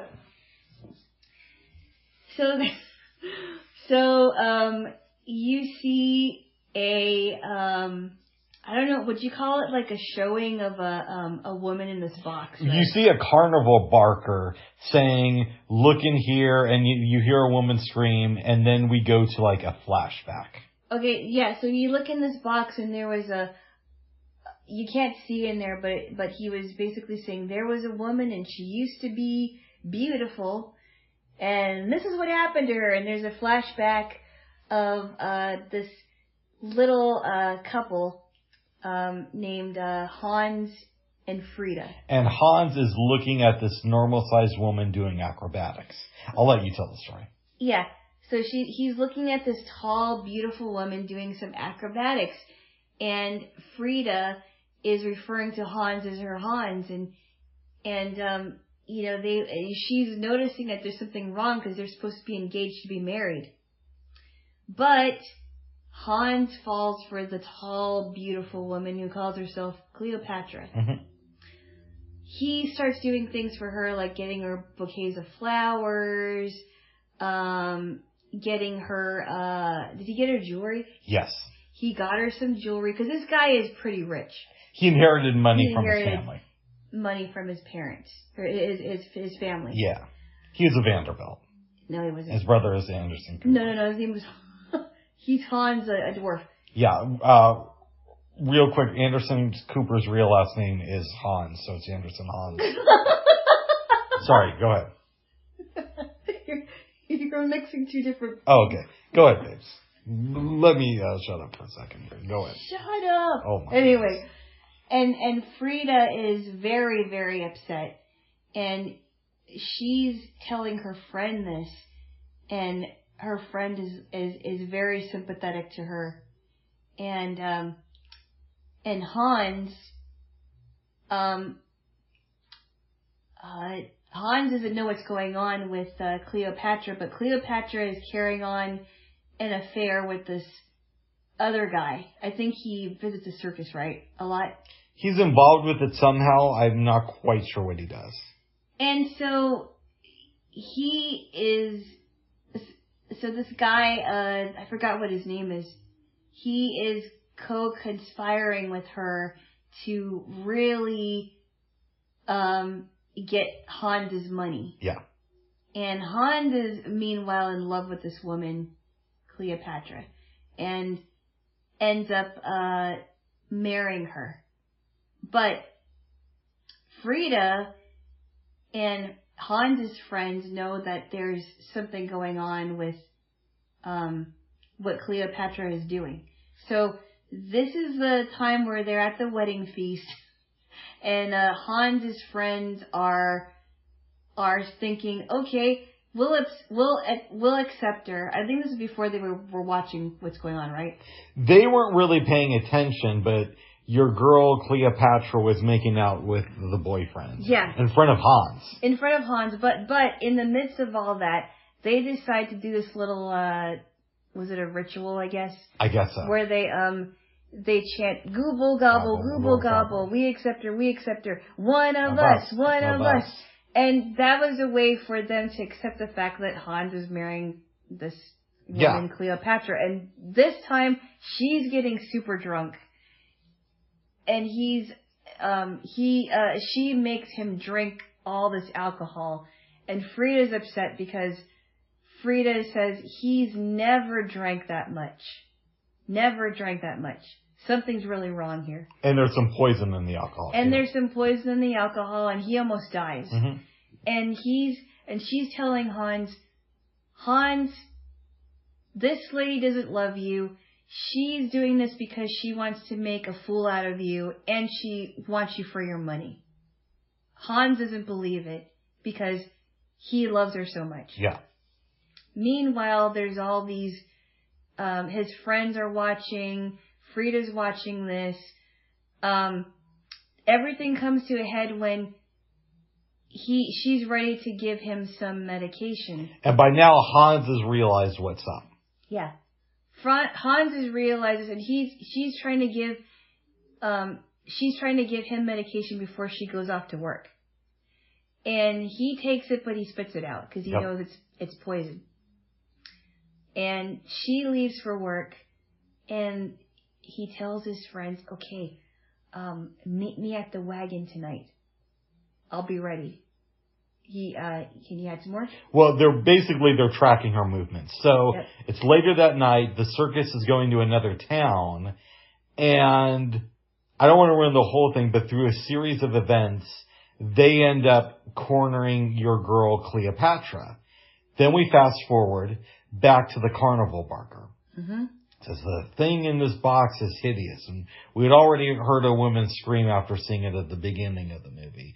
We look in the box, and we see that your girl Cleopatra, the bottom part of her body no longer is there. It's been cut off, we assume. And we can also surmise that her vocal cords have been removed because he's just grunting. Yeah, she's definitely not the woman she used to be. Mm-hmm. She's half the woman. She's half the woman she was. Now Hans is, meanwhile, he's up in his mansion. Very upset. The carnival people come to him, including your girl Frida. And he's upset. He doesn't want to see anybody. It ends with Frida consoling Hans. Yep. And you can see who really loves him more. It's Frida loves him more than Cleopatra. And we found out on Google that Hans and Frida in real life were brother and sister. Yes. Yeah. Right. Harry and Daisy Earls, or at least that was their stage names, I think. Mm-hmm. Yeah, I think they were German. I believe you're correct. I think the whole entire cast was German. At least a lot of them were. But this film was made in 1932. It is very powerful. Yes, it is. We have a few things to discuss here. Yeah. And let's start with addressing the elephant of the room. Yeah. Disability and disability rights. Yeah. One of us. Anyway. Well, okay, so this film comes out in the 30s. Mm-hmm. And I don't know how many people were really discussing disability rights back then. Uh-huh. But I know that a lot of people were disturbed about this movie. There's a rumor that I don't know if it's true, that a pregnant woman went to see the movie Freaks and was so disturbed that she had a miscarriage. Really? Something tells me that so that's... disturbed that she had a miscarriage. I want to say that that's probably studio propaganda. Yeah. Because it makes it seem more shocking. Uh-huh. But what does that tell us about how people with disabilities were perceived, that back in the day, you could sell a movie by its shock value because it had people with disabilities? Well, they were probably thought of as circus freaks. Mm-hmm. Because didn't you say that there was a guy that was just, he looked really disfigured and he was kind of hunched over? And there's a couple people like that in the movie. And there were some people that didn't have any legs. And there were Siamese twins. They're Siamese twins. I mean, they were probably treated like they were freaks. Like, they shouldn't be in society. So that leads me to another question. Yeah. Is this film good or bad in its portrayal of people with disabilities? Well, I think in some ways it was a negative portrayal of people that looked different physically. For sure. Because it probably was made during a time where they didn't know what to do with these people, with people like that. Yeah. They probably thought that they needed to be institutionalized. Or maybe they thought that they should belong in the circus. I have so many feelings about this aspect of the film. Yeah. But as it stands today, going through the lens of this was the 1930s and not the 2020s. Yeah. Which you cannot take away when you look at this movie. It has to be viewed in the context of its time. I think that this film does a relatively good job of its portrayal of people with disabilities. Because even in films today, how many movies have you seen in the last 10 years that has Siamese twins in it or dwarfs in it where it's not played for a laugh? Like, I think of somebody like Peter Dinklage. Yeah. He's a respected actor, very successful on Game of Thrones. And he's also a dwarf. He's also a dwarf, but he was in a movie with Chris Rock and Martin Lawrence. I think it's called like Death at a Funeral or The Family or something like that. And I understand that it's a comedy and I don't want to be one of those people, but there was a lot of jokes about him being a small person. Wow. This movie... It's just who they are. Yeah, I think that there was a negative portrayal in the fact that Cleopatra felt negatively towards them. Yeah, and that they're working in a circus, obviously. But also, too, they were in their own element. Yes. It wasn't like the only people that were laughing at them were Cleopatra and her boyfriend. And they got what they deserved. Yeah. And... it's also, well, you could say, well, maybe they should have had the actors with disabilities work on Wall Street. Mm-hmm. But that wasn't what was going on in 1932, at least not in big numbers that I know of. Right. And that's, sadly to say, that's not what really goes on even today. The lady who is Frida's friend in the movie, did she have a disability? I don't think so. I think she just worked with everybody in the circus. But she seemed like a very kind lady. In my opinion, yes. Yes. Would you show this movie? I'm going to ask the family question at some point, but not right now. Mm-hmm. Would you show it to other members of the disability community? I think that would start a really interesting dialogue. Mm-hmm. Because some people with disabilities, doesn't matter what community it is, some of them feel like they're outsiders. Yeah. Right? Some of them feel like they've been ostracized. And maybe if you show them a movie like this from the 30s, it might make them think differently. I could also see where somebody with a disability would be legitimately offended by this movie. Yes. Especially if they didn't understand the historical context of it. I'm thinking specifically of people who are a little bit younger in the disability community. I don't know. I mean, I think it would definitely be a teachable moment for them. Mm-hmm. Because if they thought that they were weird, I mean, think about the people that were being treated as sideshows in circuses. Yeah. So it could be a positive experience or it could very well be a negative experience. But I think it's worth showing. Let's talk about something. Okay. What does this film make you think about circus performers? It's hard. I don't know because I never got a chance to go to the circus as a kid. And I always wanted to because I've heard interesting things about the circus with wild animals and tightrope walkers and trapeze artists, and it's so visual, right? Yeah. I thought it would be so cool to get a play-by-play of all these things going on. But I also heard about weird things like the bearded lady, little people. But while they're doing these cool performances, what about their humanity? Are they being dehumanized? Yeah, I'll tell you this. I'm very, very, very conflicted about this. Mm-hmm. Because one part of me says, well, they're choosing to be in the circus, so it must be okay. But then the other part of me says, yeah, they're choosing it because their options are very, very limited. And had they had more opportunities, had society been more accepting, then maybe they wouldn't have to be looked at as a freak and be in the sideshow and just be on a display for everybody because they didn't have the best luck at birth. But, I mean, you could also make the argument that, Portland's a weird city. Yeah. Okay? But people will take their freakiness, no matter what it is, and they'll make a spectacle of themselves. I hear what you're saying. I think it's a little bit more complicated in this situation because it's not just like somebody's a hipster and they like weird hats and they're voting against Donald Trump and they want everybody to know it. It's like people in circuses, a lot of them don't have legs, and able-bodied people go there to either make fun of them or feel better about themselves. I think there's a big difference. But I guess my question is, what is the line between exploiting yourself willingly and actually being exploited by somebody else? You see, and I don't know if there's a clear-cut answer for this. And I also think it changes with the times, right?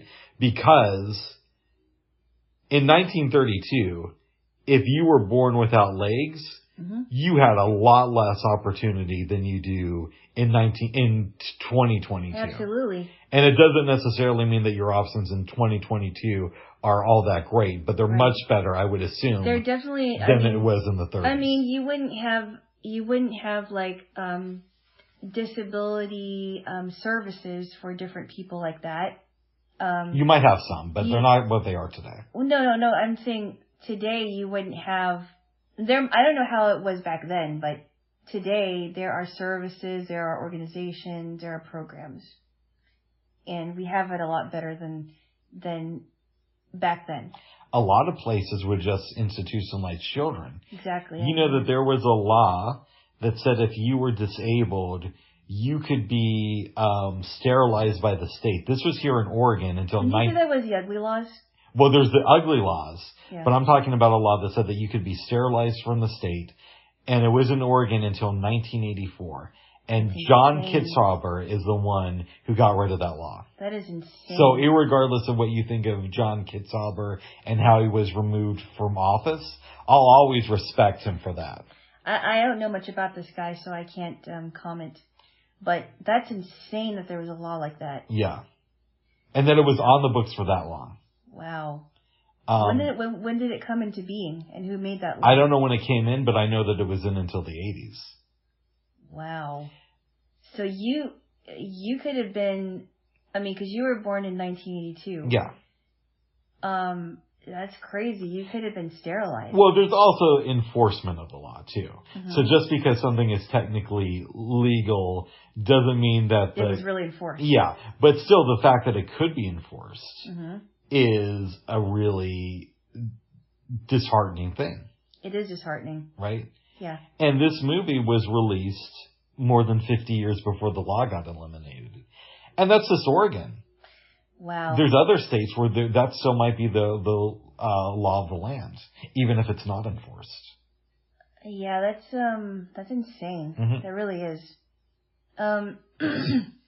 But there are states that have like the weirdest laws ever. Like I think there was a state that said that you can't hold you can't place an ice cream cone in your pocket. That's weird. That is weird. Yeah. Some states have the weirdest laws, and I'm like, do they even enforce that? Probably not. Or that you can't kiss somebody with a mustache or a beard or something. I don't know. Something weird like that. It's like, what? Yeah.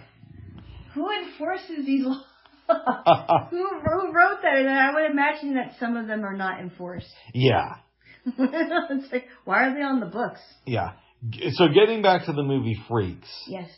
It would be interesting to have a screening with just people from the disability community and have a discussion about it afterwards. Yeah, because I think it could very well be a teachable moment for young children or maybe teenagers and adults. Mm-hmm. Or just adults who have kids. Like, would they show this to their kids? And I would hope someday they would, because it does bring up some questions that could be discussed in a conversation. Absolutely. Yeah.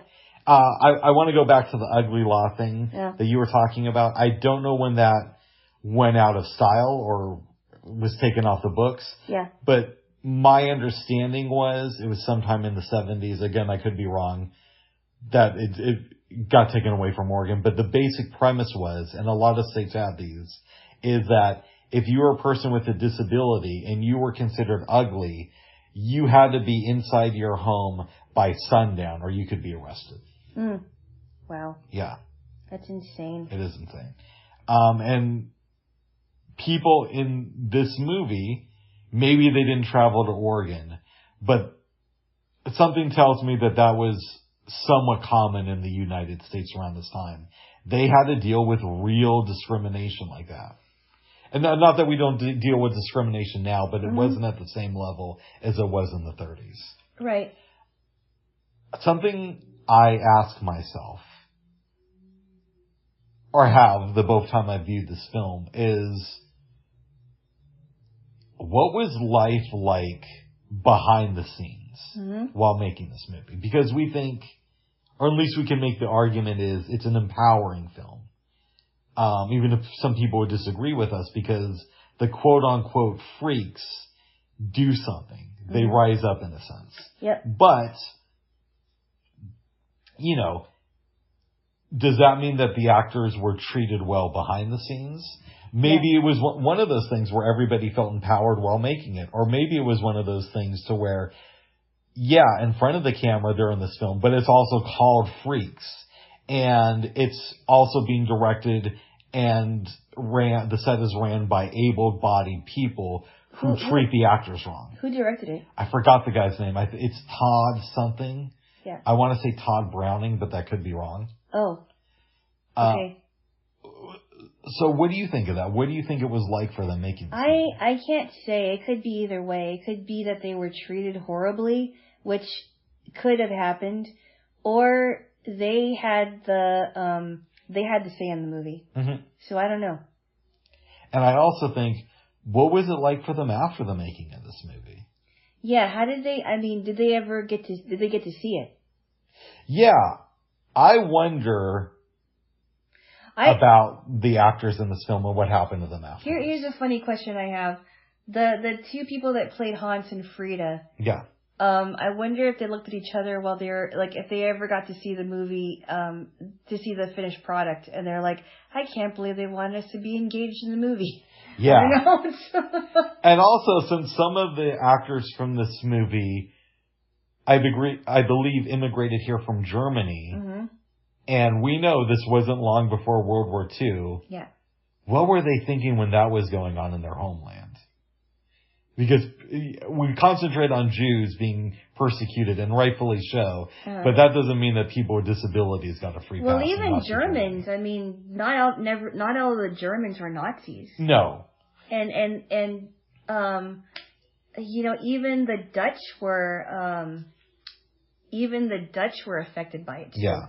So the Germans, not all the Germans were Nazis, and the Germans had to deal with that, and also the Jews were hiding from the Nazis. Mm-hmm. So, you know, and I think about, and I'm going back to Corrie ten Boom's family's experience in how they wanted to protect the Jews, but they also were hiding from the Germans because they didn't know which German to trust. Yeah.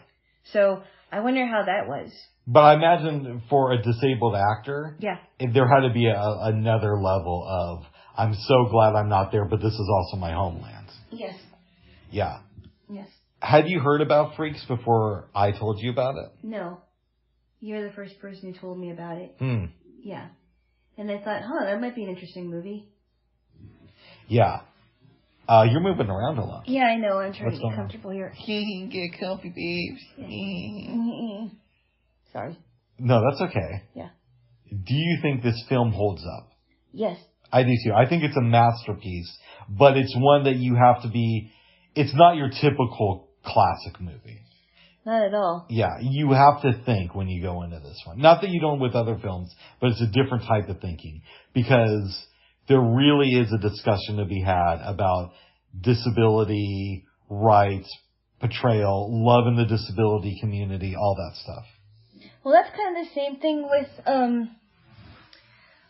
what was that one movie we saw that was really good? It was an Alfred Hitchcock one. The one where, it was called the Something Inn. The Jamaican Inn. Jamaican Inn. And then the other one that we saw with, I forgot what it was called. The one about the husband, the one that he was trying to protect his brother. I don't know what. Was it her brother? What was it called? But how is that similar to this movie? No. I'm just thinking about all the movies that we saw that we had to think while we were watching it. Yeah, but I'm saying you think differently about this movie. Even though you think it's a different discussion because to keep it real, nowadays they usually won't cast disabled actors for a character that's disabled. No, and they're not. And I think it's terrible because that's why when you see shows that's supposed to have a disabled actor, there's so many misconceptions. Yeah. Like, because we're not really involved in the discussion. No. There's so many misconceptions about deaf people, blind people, people in wheelchairs, you name it. Mm-hmm. And I don't think they do a very good. Some episodes do of shows, but not a lot. They don't do a very good job at explaining it. So it's really hard for us in 2022 to get proper representation. But this movie had it in the 30s. Yes, it did. So it's a different discussion for that reason. Yes, it did. And, and I thought the Gooble Gobble, the chant that they did in the wedding feast was kind of interesting. Because they wanted to accept this lady because they weren't paying attention to what she was doing. Yeah. I mean, they knew that she was bad news, but they just weren't paying attention when she's making out with her boyfriend. Exactly. But Hans saw it. Her new husband witnessed that. Yes, he did. Mm-hmm. Yes, he did. But his friends did not. Yeah. But I just thought it was kind of funny because they wanted to accept her, and it turns out that she would not accept them. Exactly. And then she became part of the disability community. Yes. Yes. I kind of had to laugh at that scene. I really want to read a book about the making of this film. I think that would be so fascinating, and I hope somebody wrote something like that. Yeah. You know? Yeah. Yeah. I hope so too. I saw a production of Freaks when I lived in Denver. You saw a production of it? I think it was called Here Come the Freaks. It was a little bit different, but it's also like a circus thing. They changed it around a lot. Really? Yeah. Was it like a show? Like a local production? Yeah. Was it good? It was good, but it's not the movie. Oh. And it could never be the movie. This movie stands on its own. It's a completely unique piece of art that I don't think you can remake this movie for a lot of different reasons. Not at all. Like, you would have to hire actual circus performers. Well, here's the thing. There's so many reasons I don't think you can remake this movie, and one of them being that, as I don't think a studio would have the balls to have a cast with so many disabled people in it. I don't think they would. No. What was it? So what did you like specifically about that production? Something was going on in my personal life that took me so out of the production of the play that I couldn't even really answer that question. Uh-oh. Yeah. I'll tell you about that another time. And it doesn't have to do with the woman. It actually has to do with the poetry thing. Oh. Yeah. But we'll talk about that later there. Jaylo. Okay, because every time I hear somebody say personal life, I automatically think about relationships. Yeah, me and my poetry, it's kind of like the mistress that we kind of, dance around talking about. Oh my goodness. Oh my goodness. But back to the movie real quick. I think it's a masterpiece. I don't know what I'd rate it because it's so divisive. I might give it an 8 or a 9. I know. But it's so different. I don't know. I don't know either, and I just thought about that now. I'm thinking, well, a strong 7 just would not be enough. Yeah. Right? Yeah. It wouldn't be enough to describe how brilliant this movie was. And it's short, too. It's just short. Over an hour. And it's short enough to where you can watch it in about an hour, or under an hour and a half, and have a really good discussion about it. Exactly. Yeah. Will you talk to your family about this movie? Yes, if it comes up, yes. Okay.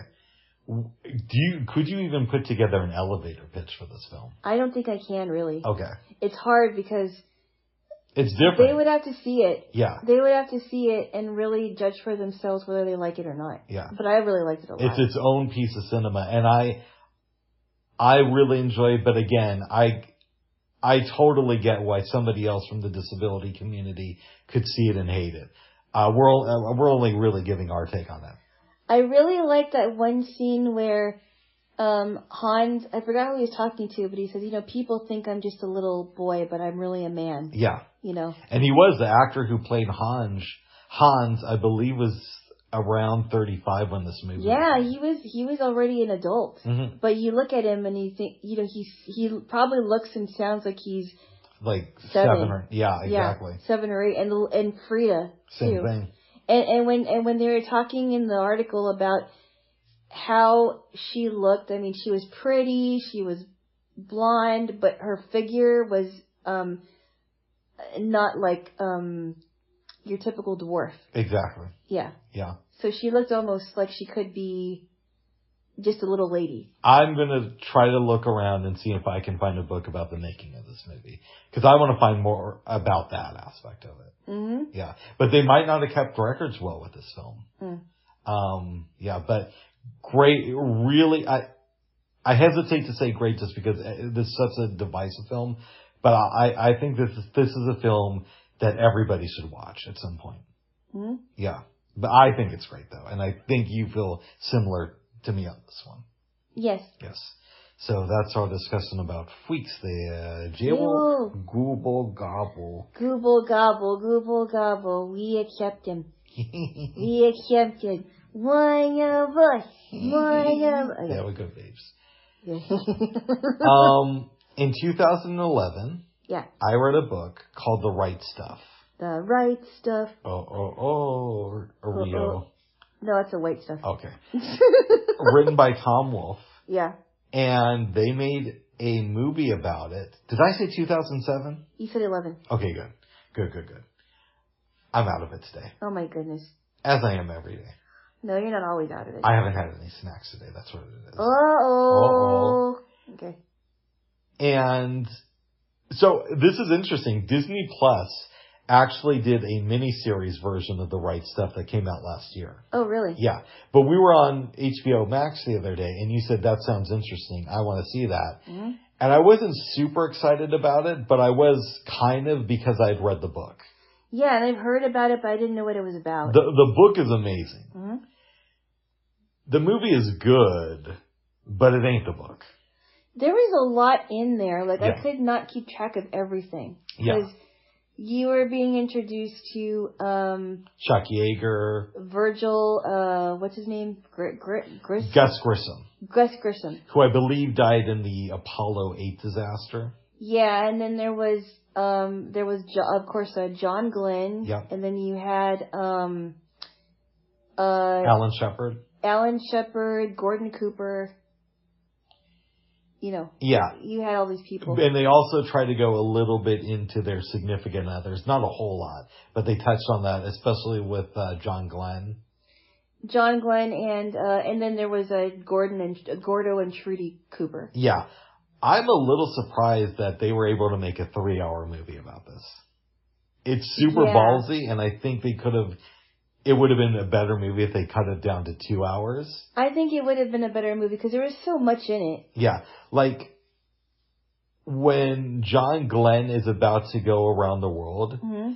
and was it John Glenn or was it Alan Shepard? I think it was John Glenn. John Glenn, yeah. And he's going to go orbiting. Yeah, and his wife is upset because Lyndon Johnson wants to come to their place and watch it. And she doesn't want to talk to any of them. I could have done without the actor doing a bad Lyndon Johnson impression. And then I was thinking, does Annie Glenn have something wrong with her speech? Because she's like stuttering and she's not able to talk. And I'm like, what is wrong with this woman? I don't remember that from the book, but again, it's been a while. I want to reread it though. Yeah. Well, what's wrong with this woman? And I don't know that they could have done without that scene, honestly.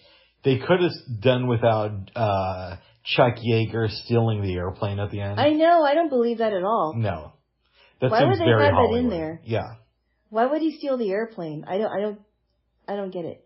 That was crazy stuff. I liked it. I would encourage people to read the book though. Yeah, I just think there was just too much in this movie, and I also think that they probably took some liberties with the story. Absolutely. Mm-hmm. Yes. What would you give it on a scale from 1 to 10? I think I would give it a slight 7. I think I inclined to agree with you on that. Yeah, because if it was a lot shorter, yeah, they could have even done it like in under 2 hours. I think so too. I think what I would have done if I was making this movie, mm-hmm. you don't want to interpret the book exactly how it is because there's so many different stories. Yeah. I would have focused probably on Chuck Yeager and John Glenn as my focal points into this world and have everybody else kind of as side characters. And it doesn't mean that you attribute everybody else's accomplishment to those two, but you focus on their achievements. And that would have been my focal point for the story. The first half about Chuck Yeager, the second half about John Glenn. Yeah, I would agree. Yeah. I definitely would agree. Thank you. But, I mean, it was just way too much. Yes. To tell you the truth. Yes. Well, good. Yes. I'm assuming you would not recommend this to your family. Unless they like sci-fi stuff. Well, okay, it's not sci-fi, but yeah. It's just, no, I don't know if I would because it's just too much. It's just too long. I hear you, babes. Yeah. Yes. But I would recommend Freaks. Oh, good. Yeah. Oh, good. Jaylo? Yeah. Did you have any dreams last night? I did. I think so I had a couple of dreams, and they were both kind of weird. Go ahead. I had a dream about this. I think there were 2 women that I was in contact with. One was somebody, I think I was supposed to work for her or something, and she knew this woman who called herself Christina. And I went to this lady's house because I think I was, I wanted her to help me with a form to fill out. I forgot what it was. And I told this lady that I was working for, I said, hey, did you know that I got to go to her house? And she's like, uh-oh, that's not good. I said, why?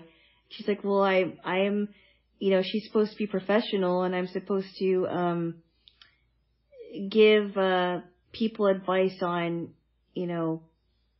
when, if she could see her. And I said, if they could see her. And I said, well, and then that Christina lady replied saying, well, she never went anywhere in my house except for my kitchen. She never saw my room or my living room. Yeah, and I'm thinking, why does this lady not want me to go to this lady's house? Yeah. This other lady's house.